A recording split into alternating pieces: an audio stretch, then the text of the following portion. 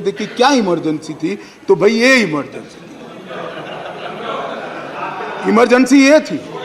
और मान्यवर अगर ये न करते तो सारे घोटालों की फाइलों को गुम करने का एक नया घोटाला रजिस्टर करना, और इसलिए इमीडिएटली ऑर्डिनेंस लाना पड़ा जो संविधान सम्मत है।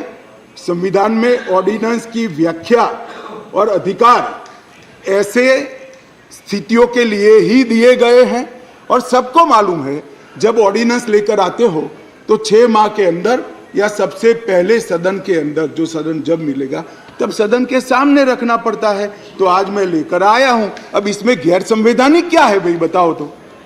इतनी सारी 5 घंटे से चिल्लाट करते हैं, इसमें गैर संवैधानिक क्या है? क्या प्रीपेड?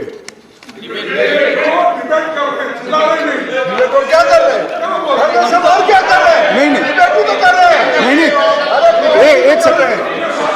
मान्यवर खड़गे साहब की बात सही है, चिल्लाना शब्द निकाल दीजिए। बार बार रिपीटेशन के साथ इसको आप दोहरा रहे हो, इसलिए मैं बता रहा हूं बस। खड़गे साहब की बात सही है सर। मान्यवर अब ये विधानसभा के अधिकारों की बात करते हैं।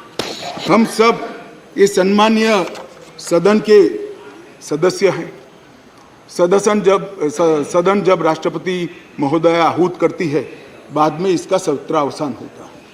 ये संविधान की एक बनाई हुई सदन को चलाने की कार्यरीति है। इस पूरे देश में एक ही असेंबली है जिसका सत्रावसान ही नहीं हुआ ना, सत्रावसान होता ही नहीं। स्पीकर साहब सदन को मुलतवी करते हैं, और फिर जब बुलाना है, राजनीतिक भाषण करना है, तब सदन को बुलाकर 3 घंटे चलाकर फिर से बंद कर देते हैं। दिल्ली असेंबली ऐसी है जिसका आज तक सत्रावसान ही नहीं हुआ है। मान्यवर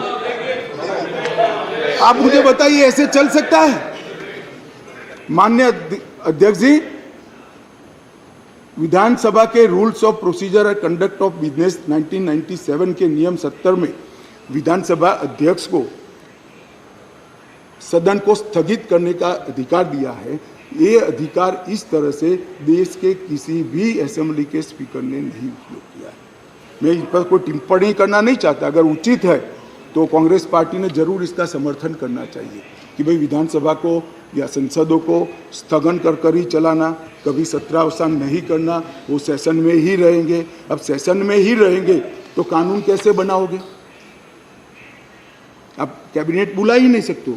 इसलिए क्या स्थिति है समझिए साहब। 2020 में सत्र की संख्या कितनी हुई दिल्ली के? 1 बजट सत्र। 2021 में कितनी? 1 बजट सत्र। 2022 में कितनी बार सदन बुलाया गया? 1 बार बजट सत्र। 2023 में कितनी बार सदन बुलाया गया? 1 बार बजट सत्र। उसके अलावा असेंबली की जरूरत ही नहीं है। इसके अलावा मान्यवर असेंबली की जरूरत ही नहीं है। ये किस तरह से असेंबली चला रहे हैं मान्यवर? कैबिनेट के अधिकारी की दुहाई दे रहे हैं। 2022 में 6 कैबिनेट बैठक सिर्फ हुई है, 1 साल में सिर्फ 6। इसमें से 3 बजट रिलेटेड है और 3 एक बिजली कंपनी को सहायता करने के लिए बुलाई गई, बाकी एक भी कैबिनेट नहीं बुलाई। मान्यवर 2023 में सिर्फ 2 ही कैबिनेट बुलाई गई और दोनों बजट के कामकाज के लिए बुलाई। अब आप क्या भैया कैबिनेट का दुहाई देते हो, क्या अधिकार का दुहाई देते हो? ना कैबिनेट मिलती है, ना सदन मिलता है, और हमें डेमोक्रेसी पढ़ाते हो भाई। ऐसा कभी नहीं होता भाई। ये जो कहते हैं ना कि क्या विशेष हुआ था, इसलिए मैं समझाता हूं मान्यवर क्या विशेष। मान्यवर IRTS, AIIMS, Delhi metro, IIT Delhi, UR जैसे ढेर सारे योजनाओं का क्लियरेंस न मिलने के कारण ये इंस्टीट्यूशन और ये डेवलपमेंटल काम दिल्ली की जनता को नहीं मिल पा रहे हैं। वो राजनीतिक रूप से रोक कर बैठे हैं। 5G टेक्नोलॉजी लाने का रास्ता मोदी जी सुगम करना चाहते थे।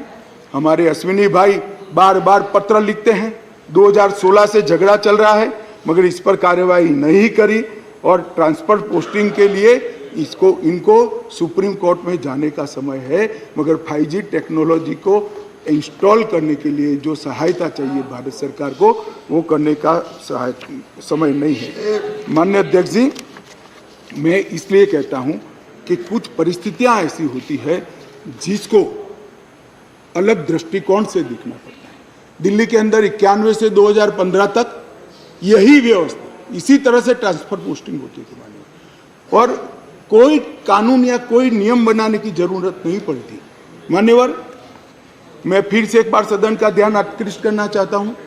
कुछ सदन के सदस्यों ने कहा कि ये बिल संविधान सम्मत नहीं है और संविधान के अधिकारों को ये बिल कानून के द्वारा संविधान सुधारने का प्रयास है। मान्यवर, मैं इनका ध्यान दिलाना चाहता हूं कि अध्यादेश और बिल के अंदर थोड़ा फर्क।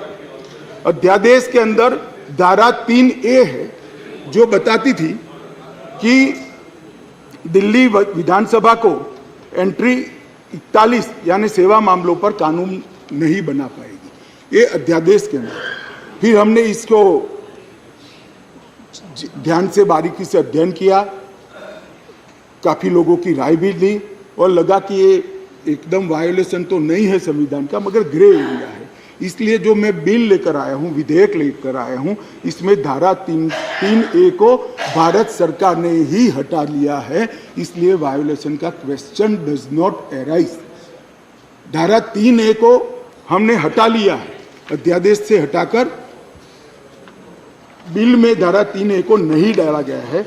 अब दिल्ली की विधानसभा को भी सेवा में कानून बनाने का अधिकार है, आप बना सकते हो, मगर केंद्र का कानून अभी जो बना है इससे कॉन्ट्राडिक्टरी कानून नहीं बना सकते हो, इतना ही है।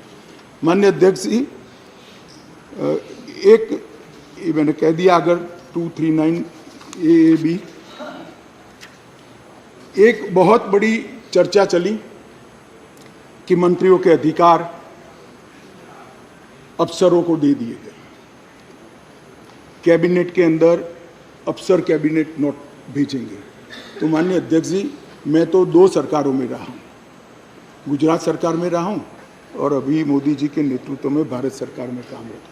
कभी मैंने as a minister cabinet note sign नहीं किया, फाइल साइन की है, मगर कैबिनेट नोट तो सेक्रेटरी ही भेजते हैं। शायद आप लोगों के राज्य में मंत्री की सिग्नेचर से जाती है तो मुझे मालूम नहीं है। अगर कोई ऐसा दूसरा राज्य है तो भी बताना चाहिए सदन को। माननीय अध्यक्ष जी, मैं खंडवार जवाब देना नहीं चाहते, इतना ही कहना चाहता हूं कि 45A 45(1) को जो उद्धृत कर सब लोग बोल रहे थे, इसमें मैं इतना ही कहना चाहता हूं कि इसमें दिए गए सारे प्रावधान ट्रांजैक्शन ऑफ बिजनेस रूल 1993 में पहले से मौजूद है, 93 से है, जो कांग्रेस पार्टी लेकर आई है।